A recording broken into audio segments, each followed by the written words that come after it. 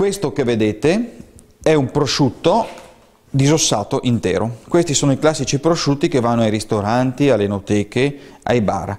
Chi non ha la capacità né la voglia di prendersi una coscia in osso e di disossarsela, utilizza questo tipo di prodotto. Il consumatore finale però spesso, la piccola famiglia, la persona single, preferisce un trancio. Quindi adesso io vi farò vedere come si porziona un prosciutto e soprattutto vi spiegherò i pregi e i difetti di ogni parte dello stesso prosciutto. Questo perché è anche intuitivo, ogni parte del prosciutto ha una caratteristica diversa e un sapore diverso.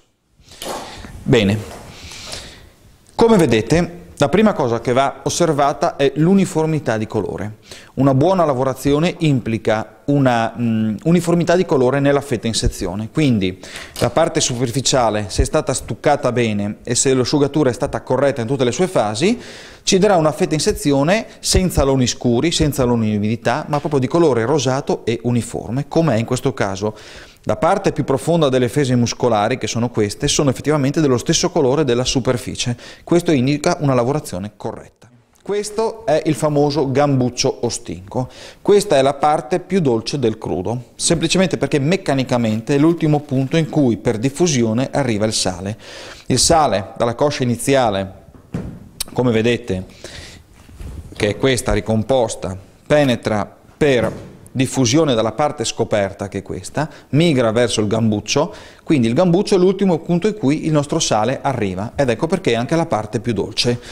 A onor del vero va detto che è anche la parte un po' più difficile da gestire. Perché? Perché ha più scarto, quindi la fetta in sezione diventa più stretta e quindi c'è più cotenna in proporzione da buttare via, ed è anche la parte che giocoforza rimane più umida, perché il sale è quello che fa da pompa chimica per l'acqua, il sale disidrata, dove il sale arriva di meno, l'umidità è leggermente più alta. Quindi per gestire un gambuccio bisogna sempre metterlo al frigo al freddo, quindi affettarlo a freddo, avere una macchina possibilmente pulita e molto ben affilata. In questo caso il gambuccio, diciamo, non ne ha per nessuno, non ce n'è per nessuno, perché è la parte migliore in assoluto. Le altre due parti sono il fiocco, che è questo, che è la parte anteriore della coscia. Il fiocco è quello che è preferito dai clienti tedeschi perché loro non amano il grasso ed è la parte effettivamente più magra, quindi vedete che le fesi sono molto accentuate rispetto al grasso. La parte che io preferisco invece, che è un equilibrio fra le due parti che abbiamo visto prima, è la noce o anche il culatello.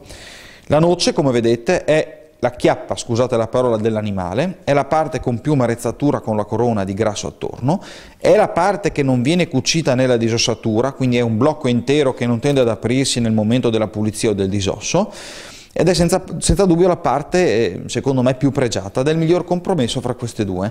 Non scoraggiatevi o fatevi impressionare dal grasso del prosciutto, io lo dico sempre, il grasso del prosciutto crudo è molto diverso dal grasso della bistecca o del salame. Il grasso del prosciutto crudo dopo 1 anno, 2 anni di stagionatura viene profondamente trasformato a livello chimico dagli enzimi. Gli enzimi sottopongono la coscia a un processo di proteolisi e quindi le proteine vengono predigerite e il grasso stesso viene trasformato in lardo, che assolutamente non produce colesterolo nel corpo umano. Quindi io non dico che bisogna mangiare 1 chilo di questo grasso, ma la sua corona bianca con la sua parte rossa, in maniera proporzionata, non va assolutamente tolta. Ne perde in gusto, oltre che non esserci ragione razionale per farlo. Questo ci sottolineo a dirlo. Ecco. Quindi quando comprate ricordatevi di queste 3 cose.